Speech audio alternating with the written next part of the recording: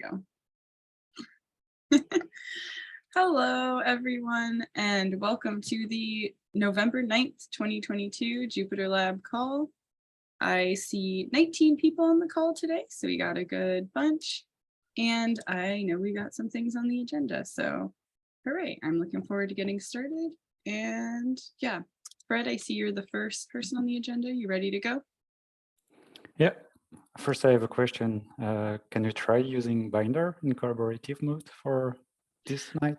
I was wondering. Yeah, let's see. Do we have a Binder in mind? Yes. Oops, I messed up. I didn't copy the right thing. Let me do it again. So I copy in the note and in the chat. Hopefully, people will be able to get access to that one. Yeah, I'll leave things in the HackMD as backup Yeah, for now. I but will think keep the that's two good. open and try to synchronize by time to time, just to be sure. Yeah, is there anything, I know last time you had some tasks you wanted us to make sure to try and mess up or not really do. Like, if you want to mess up, you can, but the idea is to use it like for this meeting to see if like by using it for like almost an hour, it stays stable. That will be good. Awesome. And please, if somebody like last time, like Vidar, start to not have synchronization, just don't hesitate to say it right away, so that then probably we'll need to get back to HackMD. So I don't know. I think I have synchronized everything. Maybe not. Okay, Darian has synchronized the last point he was adding. So just a quick point for me. So last week I presented a demonstration of the new announcement features, and I'm gonna demonstrate the new version of it that hopefully is the right one, that I did taking into account the feedback from last week. So when you open JupyterLab for the first time, you will get that kind of notification. I will gladly accept if people that have a native English speaker or better English speaker than me can review the PR just for the wording. So don't worry if you think it's not appropriate. I'm happily we change that for something more appropriate. So this is a simple question. The idea is not to storm the user with some huge amount of information, and to add a link to a privacy policy that will be hosted in our documentation. And so without answering that question or by saying refuse, nothing is fetched from the internet, and it's only starting to fetch information when the user click accept. And when he clicked accept, so there is two parts of the announcement plugin. There is one that is checking for an update and one that is checking for the news that we can publish as a blog post. So automatically they stay only for 5 seconds, but are still available through the notification center. And you can decide to just click on the button. So that means the item won't be available. So if you don't do anything and you open a new JupyterLab or just refresh your page, I'm storing the fact that you have already seen the notification as a pop-up. So it will be only notifying you silently with the blue highlight here, saying you haven't seen the new one, but you have already seen them as a pop-up. And if you decide to say, okay, I don't want to see that one anymore, and if you refresh, then you will not get that one anymore. And also if you use another workspace, so this the state of the notification is stored separately of the workspace. So that means that you would get the same kind of notification. So if it's hidden in a workspace, it's hidden in our workspace to not annoy too much the user with those notifications that are global. So I used already that workspace, that way it was opening some stuff. So everything is stored as settings. So by default, there is a Boolean to ask if you want to fetch or not fetch the news and the updates. So that's the one that's defined. Like if it's null, it's the initial option. So you will get the first pop-up saying, do you agree or refuse? And as soon as there's a Boolean, that means we get an answer from the user. Know if he wants to or not get the news. And you can separately check for the updates. And because I was doing some stuff about privacy policy, I was looking also at the extension manager, because actually we were not notifying the user that in addition to the risk of installing extension, we were also using external web service for that plugin. So I changed a bit the wording here, and I added a link also to this privacy policy text that I have created.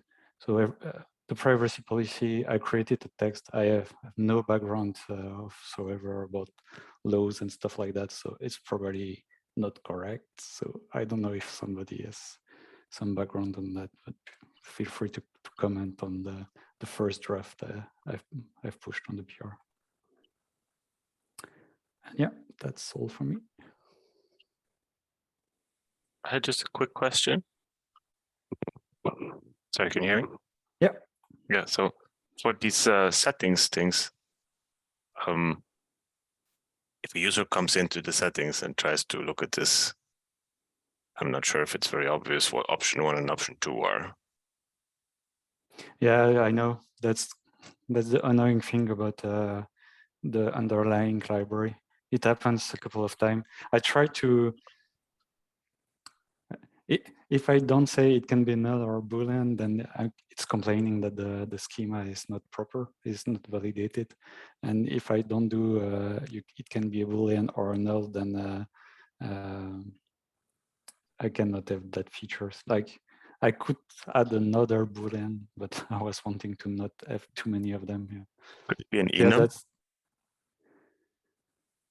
Yeah, I could do actually an enum. Yeah, I could do true, false, and none as an enum. Yeah, that's a good suggestion. Yeah, thanks, Vidar. To be better. I could also try fixing that. I encountered this behavior before and got it working. So either or. Lane, I saw you raised your hand. Yeah, I was just going to ask if you were going to consider consolidating notifications in the left bar with kind of like a little red icon. Because when I typically open up my notebook browser, I've got like 10 notebooks open, and if I see like a notification in the bottom right that's kind of like free floating, it's just going to like stress me out. So if you actually want people to like read the notifications, it might be better to like put them somewhere. And then you've got like a place where you can scroll through them and have like a history of them. Yeah, I did not do that because actually for now, every time we have events, we are notifying people through the status bar. For example, we have the log console, and basically the log console, it will also show up like as a status bar item here. But yeah, I understand the question. So yeah, so for now, that's why I decided to go for the status bar stuff. And so you can when I click on it, it's what you would see if it was in the sidebar. It's like the history of all the things you have done.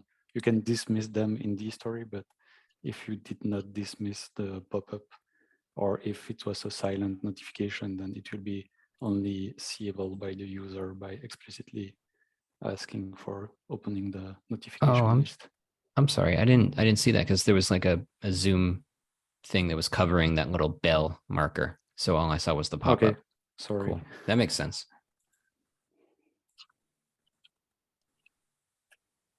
Can I ask, there's a lot of different UX questions I have with this, but I'm not sure. Sometimes when I open the binders, things like notifications are difficult for me to bring up more, to bring up a variety. Is there any way like that I can trigger a bunch of notifications or kind of manipulate them in reviewing this? Or just tips you have for getting a bunch of notifications on my screen to see how they work?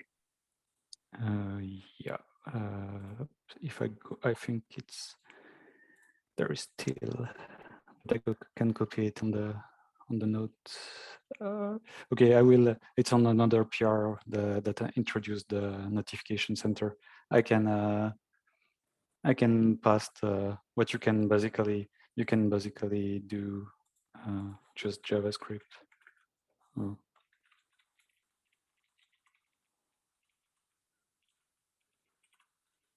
Don't know. No, he's not finding my story. But basically, you can trigger something by just typing some code here. Okay, And, yeah, it's possible to create fake notification with that. that would be super helpful for me in diving in. So thank you. If not, then I guess someone else will review it. So. Oh, sorry, I missed that. Vidar, you have your hand raised. Oh yeah, it was meant for now. So I just wanted to ask that if it's tied to the status bar, does that mean like if Classic Notebook or Notebook 7 or whatever wanted to use it, if they don't, I don't know if they have a status bar, but if some other frontend wanted to use it, they could see the pop-ups, but not the notification center, kind of. For now, how I can say that. So the notification is done as a queue, so without UI. I said that's how you can access them and look at what's happening and publish new notification. And then there is a JupyterLab plugin that's adding a UI for having those pop-up or that list of notification. I have, but only on my local computer, another PR that's refactoring the code so that you can basically attach this list anywhere. So because yeah, in the notebook v7, as you said, we don't have status bar, so it will be interesting to be able to get the same UI quickly without duplicating too much code. Okay, thanks.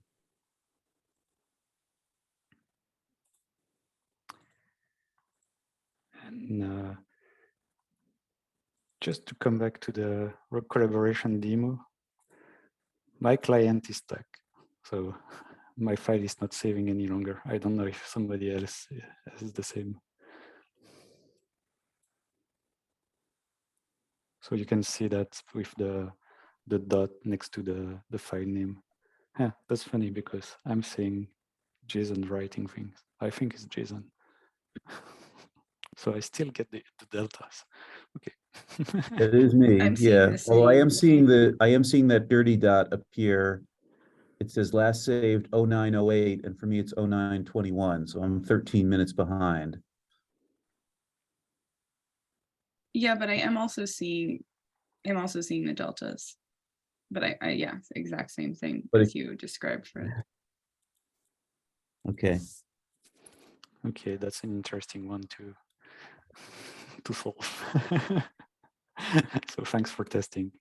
And don't hesitate then for about back to the announcement to look at the PR and test it and comment on it. And that was all. Yeah, thank you Frederick, for showing that. Oh, go on. Frederick, could you put just for reference, could you, oh, you did put the PR in the notes. Thank you. Because I do want to look at it. So is this meant for developers to extend to? Like when you have jobs or like, long running notebooks that error, could they also raise notifications, or is this like just for official Jupyter stuff? So this PR is just for news, but the previous one that I'm using that introduced this notification center is for general use.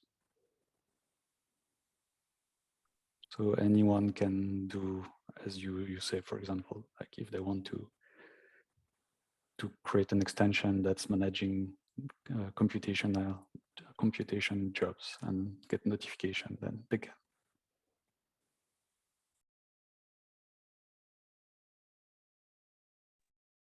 Yeah, no, thank you for demoing that. I don't think I was here last week then, so super excited to see that raised. There's so many questions that start happening when we add this, but I know it's been kind of requested and to some degree in use and stuff for a while, right? Andre, go ahead. Hey, I've been reviewing like within a month a couple of PRs in JupyterLab. I wanted to ask, do we usually include like a GIF or a video of a new feature into the PR? Is there such a standard, or is there no such standard? And if there is none such a standard, would you think it might be a good idea to introduce it? Because that would definitely like make review easier for me, at least. And I've seen it done in other places. Yep. I would say perhaps there's hubris in me answering this. I would say there's not an official standard, but I have seen people do it in JupyterLab PRs. I can also say it helps me out to see, and I think it can be really helpful to show people like what the intended change was, right? Like the binder is really useful for seeing where that works and doesn't. But yeah, so I would say I also find it helpful if that's any support, but I don't think Okay, there's a standard. I'll look into it. I'll maybe open an issue or something like that to change like you know, PR file format, the like a standard that is shown to you when you initiate the PR. I mean, the Okay, yeah. template. Yep, the template.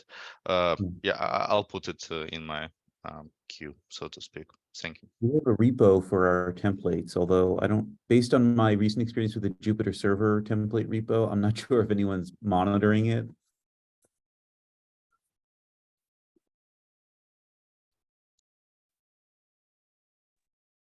But Okay. we'll figure it out. You could always plug it at next week's meeting, right?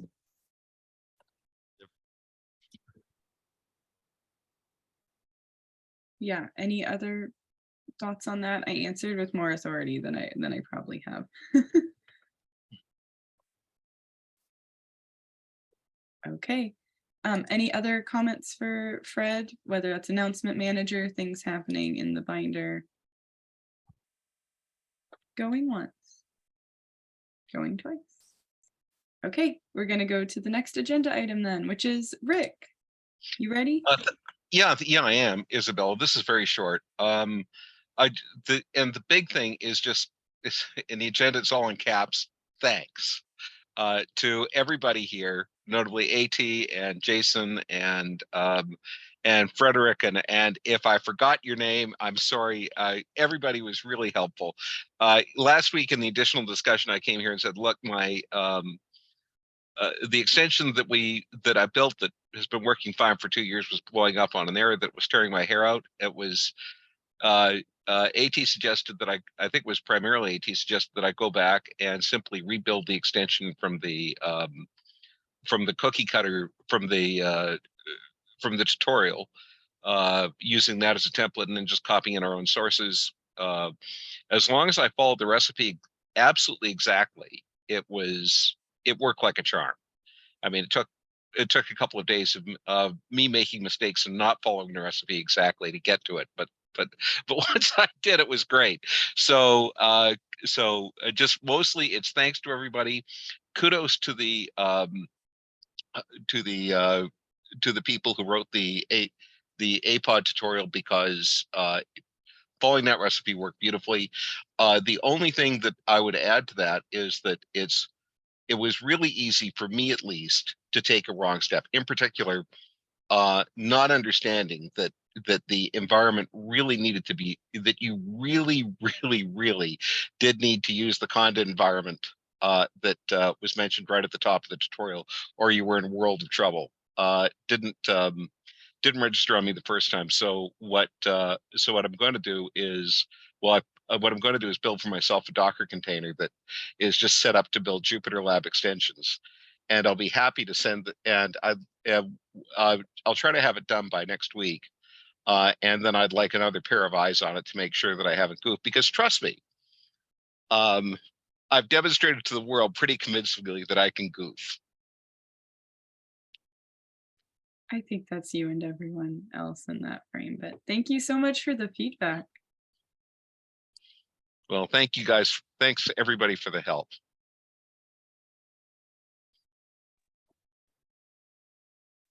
Is there a place where people would send you requirements, like ports they would need open, or like, you know, volumes they would want mounted? It's a good question, Lane. Should we do a GitHub? What do you suggest? I'm open to anything. Because it's a good idea. I'd sooner have them in the door first before I'd sooner have them in the door early rather than somebody saying, "Oh, you forgot this," because I will. Probably just a GitHub issue, right? Yeah.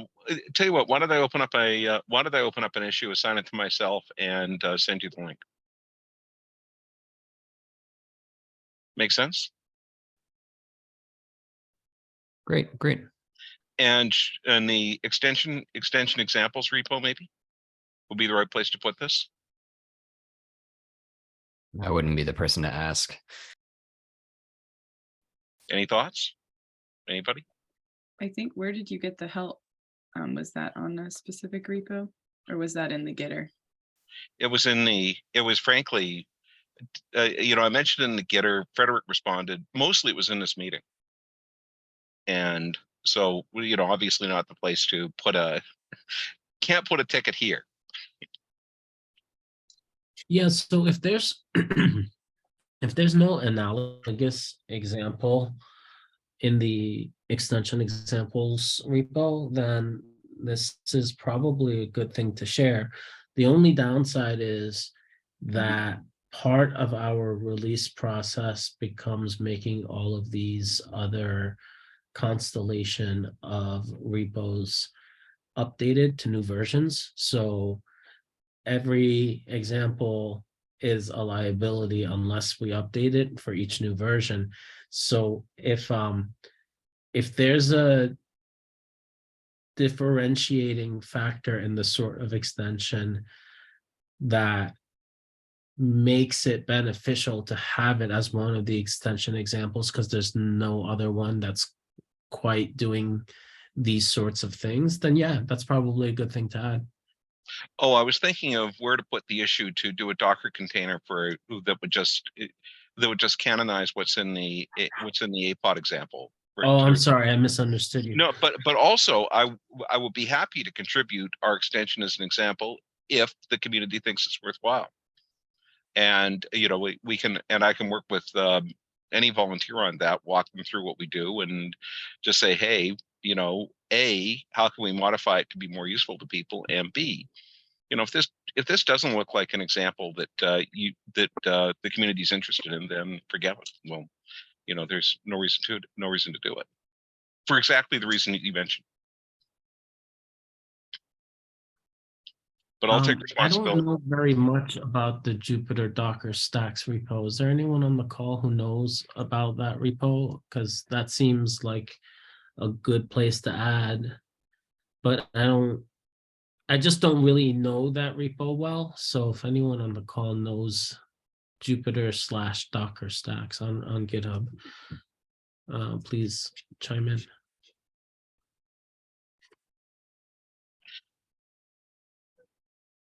In the absence of guidance, what I'll do is I'll just open up a ticket on the extension examples repo, because it's better to do it somewhere rather than nowhere.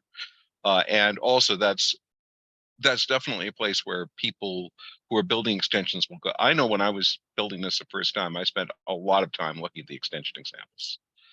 So people will go there, and then they'll and hopefully they'll find it. And we can also, once the community likes it, we can put it in the documentation. Here, make life easy on yourself. Use this. Yeah, that sounds reasonable to me from the outside.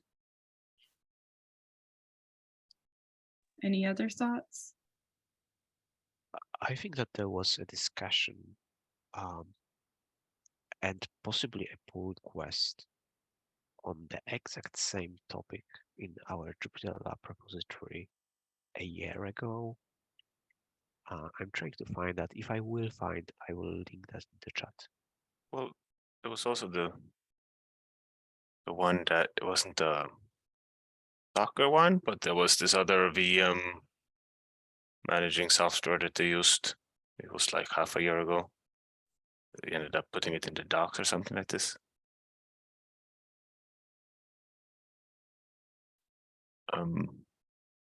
That might have been for JupyterLab itself and not for JupyterLab extensions, right? I don't remember at this point anymore.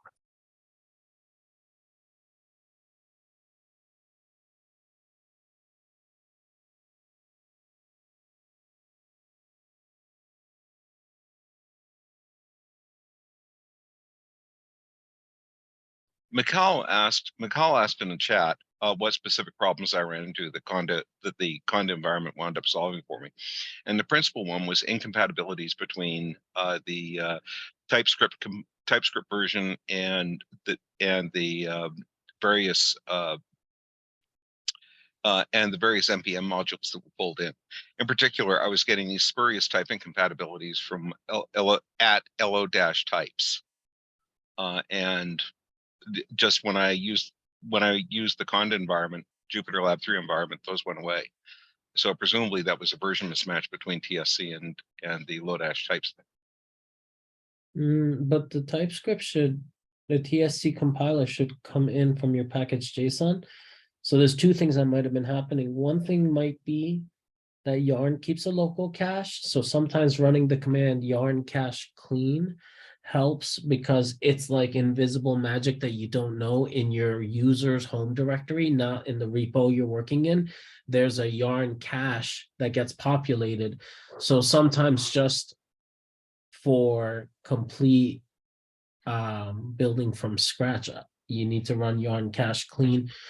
The other thing might be that in the process of creating a new Conda environment, if you followed a bunch of steps, one of them might have been to blow away like a git clean that blew everything away, and that might have cleaned it up. But Conda's not actually bringing in the TypeScript compiler. That sounds like your node modules were in a state that was acceptable to Yarn, but not actually buildable or something like that. And one of the steps you took blew that away and put you in a blank slate so that you could continue. But since that's not coming from Conda, my guess would be that it came from one of the other things you did to create yourself a new blank slate. That could well be. I honestly don't know. But I can tell you it's, I mean, when you get an error like that, it's a challenge to figure out what to do. Yeah, no, I mean, I take a maximalist like a hammer to this problem. I have a script that blows everything away and takes like 6 minutes to run because I've spent so many minutes of my life not able to figure out which piece is the piece that's not there that I start everything from a blank slate like that instead of trying to sort of do the least possible thing. I do the most possible thing. Mike, you have your hand up. I'm sorry, I'm just talking over you. Now, I think that you mentioned the topic of Node.js, and this is my intuition as well, that something about Node.js specifically, which you get a new fresh copy with an appropriate version installed when you use the conda instructions. That's the actual variable. And we saw lots of issues opened by users who try to develop extensions, and they are using a newer Node.js version and expect it to work. But, well, there are two things. There is the tricky, even odd numbering of node, which sometimes means that you will get different incompatibilities if you use the even versions installations. And second, that we don't always support the newest version just yet. So I don't know whether that's something that we would modify in the tutorial.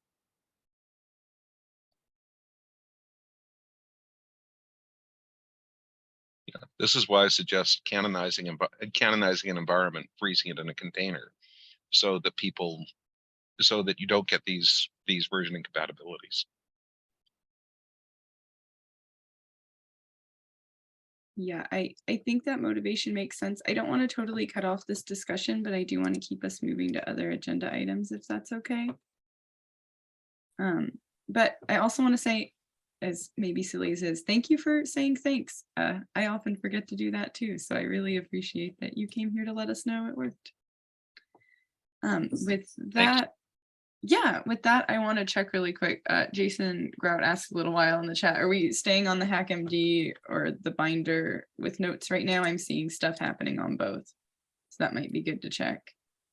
I think we should move to HackMD as refreshing is losing the data on the binder. Okay, awesome. I'll double check the things on the binder before I post the notes for today too, to make sure there's nothing that gets lost. Cool. Next on the agenda then, is actually Jason Grout. Hello. Hi. Can you hear me? I can. Excellent. So I tried to summarize a few bullet points in the notes on HackMD, not on the binder, about my question, query, call for if there's comments or collaboration. And maybe this is mostly directed towards Mike on this call. But essentially, and Mike, correct me if I'm wrong, the way our LSP currently works, to work around some limitations with the original LSP protocol definition, is we take all of our cells and we concatenate them into a single document, and we send it to LSP, which is expecting a file, not a notebook with separate code cells. And so we concatenate it all to a single file, then we ask LSP to analyze the file and give us back information, and then we can pull out whatever information we need. It's kind of a hack around LSP being file-based. But recently, LSP introduced support for the idea, the paradigm of a notebook, a document that has separate code cells. But the current LSP Python servers, open source servers, don't support these extensions. Okay, Mike's nodding his head. Good. Okay, so that's the current state of things. Is there interest in collaborating, or are there already efforts in collaborating to help add the notebook support to these Python LSP servers? This is, in a sense, working on our upstream dependency to make our code base simpler, and where it's coming from, and the collaboration that I'm talking about, we're currently looking at introducing LSP support in Databricks, and so there's some people at Databricks that are interested in also having this notebook paradigm in the LSP servers. So we're looking for ways that we can collaborate with the community, if there's already interest or if there's already work going on in adding these notebook paradigm extensions to the open source servers. So there's my question. Maybe Mike can respond, or if there's anybody else that has information about this, that'd be great. So I can only speak for myself. I don't know of any current efforts to bring this support to the servers that I'm collaborating on, and Python LSP server, which is maintained by SpiderFox as well, where it is really quite behind when it comes to the novelties that the LSP protocol introduces, and it's playing a catch-up game because there are many new features coming on, but it is evolving, and it's getting closer to what I would call 3.16, and from what I see in the docs, the notebook support is coming in 3.17. So that's a fresh addition. There is also the Jedi LSP server for Python, and that might get this feature support much faster if there isn't any ongoing work on this already, because it is using the bindings for the types of, or the definition of the protocol directly from Microsoft's maintained Python package, which is also a new thing based on the PyGlass framework. So sorry, I cannot be of more help, but I would be very happy to help and review a PR on Python LSP server if you have bandwidth to work on that. Is the Python LSP server the one that would have it in 3.17? Sorry, I don't get the question. You mentioned the server that Spider is working on. Is that the Python LSP server? And Yes. so, okay, so you help maintain that. That's great. Yeah. Ah, awesome. Okay, so maybe we'll take this conversation offline. Thanks for the info and update. Is there anywhere if someone else has info or is looking for collaboration that they should post, reach out? I don't know if there's an issue or it's just find you. Yeah, please reach out to me if you're interested in working or helping on this or seeing it succeed. This notebook support. Okay, maybe one other question. Mike, you said it's slated for 317, but is there somebody already working on it or interested in working on it? No, sorry. What I meant is that the notebook supports in specification of LSP is in version of LSP 3.17. Yeah. Not Python LSP. Okay, got it. Yeah, that confused me. Do you know of any other servers which already implemented this to have a reference implementation? That's a good question. I don't know. Do you know? Okay. So yeah, this is sometimes a challenge with LSP. It's much easier to work out edge cases when there is a reference implementation. Yep, makes sense. Okay. We will take this conversation offline, open an issue maybe in Python LSP, and then take the conversation there. Thanks. Thank you. In that case, Martha, you are next on the agenda.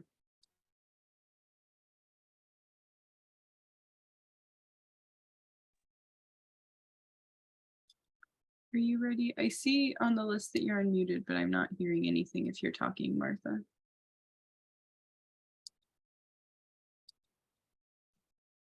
Sorry, can you hear me now? Yes, I can. Oh, okay, cool. Yeah, so I saw that there was this issue on the roadmap last time we made a roadmap that never got like fully picked up, and Isabella made like a very fleshed out prototype of a workspaces UI. And I thought I would pick it up in case but also run it by the meeting to see if anything's changed since the last time that I think the last comment on that was 2 years ago. Last year. Oh, The no. last comment was saying we were removing it from the roadmap because no one volunteered to tackle it. But I really liked your prototype, Isabella, so I wanted to pick this up. I assigned myself. Well, this was a neat surprise. I'll say that. Yeah. Honestly, I have to look at it. I have it sort of in my head, but I haven't looked at it probably since, or not well, at least since before that last comment. So, right. Yeah, that was in 2020 that you made the prototype. Too, yeah. so, like, I'm pretty definitely sure things have changed in JupyterLab that it might fit in a little differently, but probably the core concept is there. Let me add it to my list to look at. Is that like 6944 or something? Like yeah. Okay. Yes, it is. Great. Oh, go ahead, Mike. So this is a very small suggestion. What I would love to be able to is to open 2 workspaces in JupyterLab desktop as separate windows. And in order to have that, it would be nice if there was, if the API of whatever you are working on would be extensible so that we could hook into that in the desktop distribution and modify the action that is being performed so that we open any window. But it's a bit technical, but it would be great if we could think about designing that so that it would work. Are you saying designing the UI so that it would be extensible to Jupyter desktop? Or are you saying just that you wish that that was possible in desktop separate of the UI? Well, to make that possible in desktop, someone, possibly me, would have to implement this. But it would, I would like to be able to have a setting so that when you click on a new workspace icon, in the UI that you are proposing in the Figma sketches, instead of opening a workspace in the current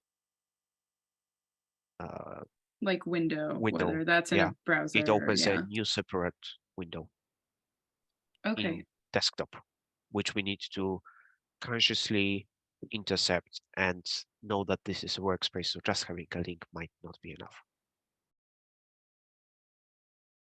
Okay, that's, yeah, I am writing that down.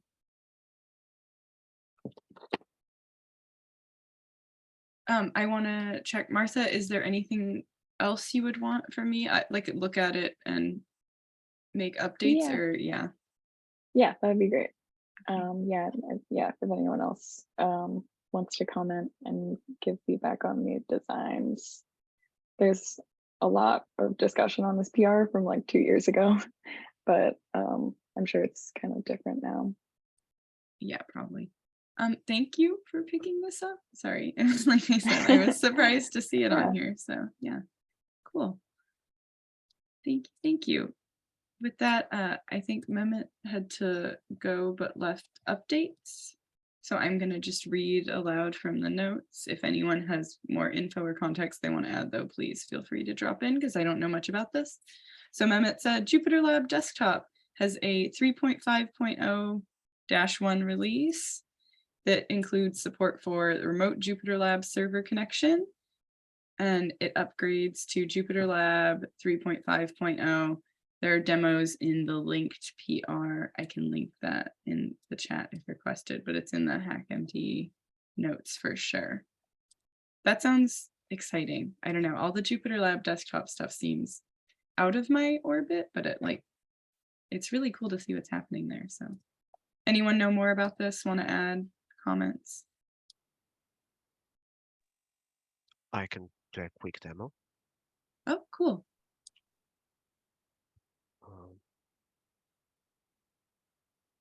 If I manage to share my screen.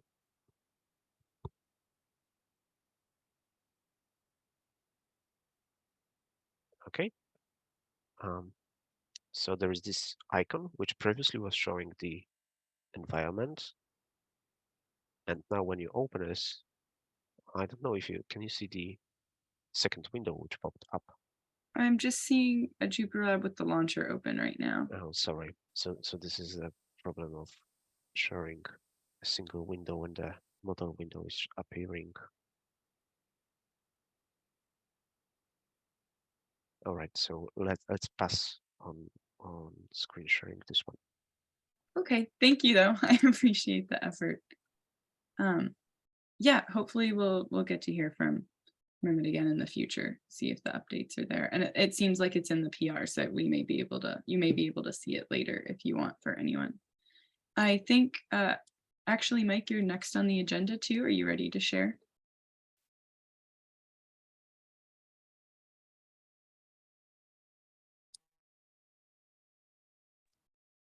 You're muted if you're talking. Okay. All right, so the UI profiler is an extension which is available for download for developers, and what it does is runs any action for a number of times and allows you to see how much styles from your extension or JupyterLab itself contribute to the performance of an action. So there are currently scenarios such as opening switching menu, switching tabs, switching tab focus, opening sidebar, completer, and scrolling, which includes also several other options. So you can run many of them at the same time. With scrolling, we can, for example, traverse a large notebook cell by cell. We can demonstrate that. Let's see. So it will create some cells and repeatedly walk over the notebook. And you can get an idea. So that one would run for a long time. I would just refresh the page to stop it because there is no stop button currently. And on Chrome, but not on Firefox, you can also profile JavaScript So that would be this one using self-profiling API. And there you can see what is the contribution of specific JavaScript calls, including the profiler itself. So there is just open root menu invoke handler, and because the self-profiling API in Chrome has a granularity of 10 milliseconds on Linux to protect your privacy, and even though it's only available after a specific opt-in by HTTP headers, we are taking a number of samples, and when averaging across the repeats and all the samples, you get a better picture, which you can analyze in the table below. So yeah, this is it. For styles, you can see what specific style sheets, how much they contribute to any given action, and yeah. Any questions? It's a fairly niche application, but No, but it's cool. Well, at least to me. I'm like, look at all, wow. Yeah, visualizing all this info is always really interesting to me. Thank you for sharing. Anyone else? I'm looking for the raised hands and I'm not seeing them. Okay, well, thank you for demoing that. And it is linked in the agenda if anyone wants to look into that more. Darian, you are next. Thanks. I have two things. One is bigger than the other. The small one is I linked to two PRs that are related to each other.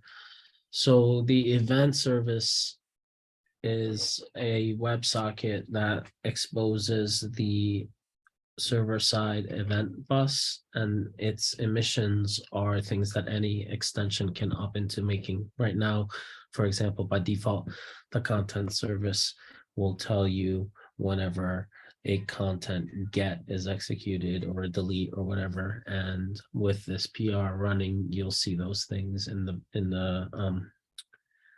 being emitted by an event manager that's attached to services. So app.service-manager.events.stream. And this concept of a stream led to a PR to Lumino 2 that basically is a signal that also is an async iterable. So it gives you a multi-paradigm way of interacting with the stream. And if you with a signal rather. So if you look at that PR on the top level comment, there are 3 different ways of consuming it. One is the traditional connect disconnect that we used, which is synchronous and fast and performant. And the other 2 are async iteration, which are native and perhaps more intuitive for people. The PR is still open. Vidar raised the question about cleaning up, and I think the outcome of that is probably to give you a method to stop a stream. It seems necessary. And Brad found a pretty subtle and confusing bug where if you have a stream connection and within it you emit the same signal again, it was getting lost before, but now that works. So yeah, please take a look. And I asked the question about whether Stream should exist as a standalone class in the signaling package or whether Stream should just be an enhancement to Signal. I'm leaning toward having a separate class, and streams will be drop-in replacement for signals anywhere you want, but you don't have to, because signals are so lightweight and performant, and they don't each emission doesn't have a promise attached to it, but a stream by necessity does have that. So yeah, if you have opinions, please make them known there. But I don't want to talk about that because the other thing I want to sort of ask if there are any objections to moving JupyterLab 4 to the beta phase. We've had, I think, like 30 alphas, and recent tests of RTC are showing that more users would help us surface bugs, but catastrophic data loss isn't one of the issues that seems to exist anymore. So it seems safer to ask people to use it as a beta. And it gets us one step closer to releasing this product that we were going to release December of last year. So I don't know.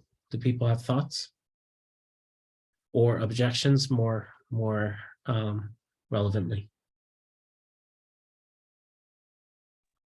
I'm not sure if I'm reading correctly the bottom of the HackMD right now in the additional discussion section. We have some conversation about what happened with the binder, and now William just commented in the chat. I was thinking it sounds like there is some Was it potential for data loss? loss, or but I thought we were seeing people still typing in things. I thought what we weren't seeing was the dirty flag accurately reflecting the state of the document. Mike has his hand up. I think the file didn't save to disk, even though it was constantly being updated. And also, if you refreshed your browser, you would lose all the changes from the last 15 minutes.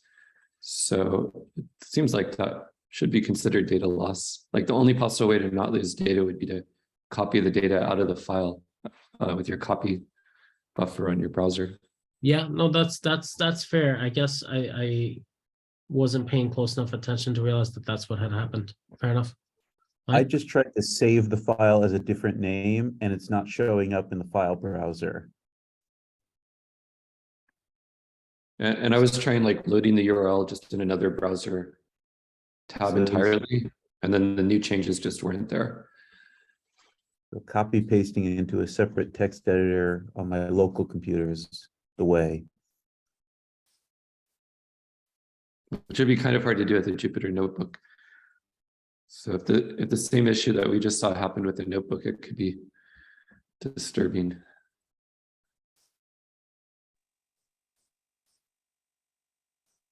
I think the other question we're talking about whether or not this is data. Oh, sorry, Mike, go ahead. No, go ahead. I have separate topic on this part. I was gonna check where it seems like we're discussing whether or not this is data loss. Does that though mean that everyone who's thinking it's data loss means that we shouldn't go to beta, or is this just we're trying to kind of draw that line? I think if we have data loss issues, we shouldn't send the beta signal to people because beta does imply, go test this out in a way that alpha doesn't. So fair enough. I think we'll revisit this maybe next week because this is the kind of bug we probably have to resolve before we can release a beta. So I have two more or maybe three more bugs that I opened issues which are regressions, and the most severe one is that you cannot use search in files. So searching in notebooks is fine, but if you start searching in a file, you are entering an infinite error loop. There is also some things related to completions after Code Mirror 6 migration, which doesn't work anymore, and quite a few issues on the follow-up for the Code Mirror 6 migration. So I wanted to, regardless of that, I wanted to touch base whether you know if anyone will be acting on these issues that I opened, or are they left to the community contributions, apart maybe from the most obvious regressions like the focus steering.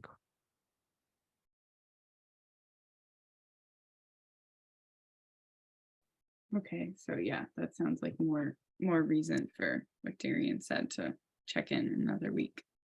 I'm also saying thanks for the time check, Jason. I don't want to cut people off, but I think we've reached a conclusion there. Does that sound right?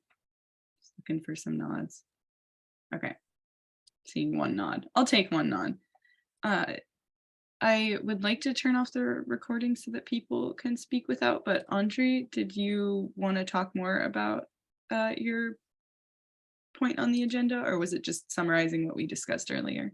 No, it was just summarizing, and thanks to someone who actually started writing it out. I'm in the process of creating an issue now, so it would just go through the process, I guess, and I would try to drive it.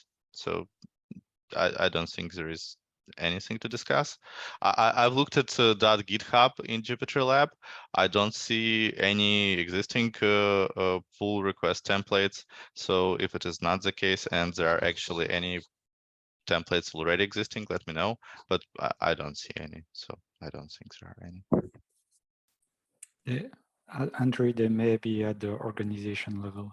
Oh, okay. Thank you. I'll look into it. Thank you very much, Frederick, for pointing it out.